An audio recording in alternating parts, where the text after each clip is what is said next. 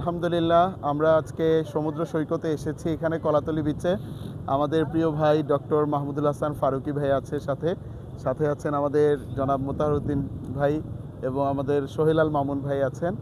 আমাদের দীর্ঘ একটা জার্নি হয়েছে আজকে। আলহামদুলিল্লাহ, আল্লাহ পাক সুযোগ করে দিয়েছেন মানুষের জন্য কিছু করার, যে কাজগুলো আমরা সম্পন্ন করে এক দুপুর আমরা মহান রবের যেই অপরূপ যেই সৌন্দর্য এবং অপরূপ সৃষ্টি সমুদ্র দেখতে এখানে এসেছি। সুবহানাল্লাহ, আমরা আল্লাহর প্রতি কৃতজ্ঞতা আরও অনেক গুণ বেড়ে গিয়েছে আমরা যখন আল্লাহর এই সুন্দর সৃষ্টিগুলো দেখেছি।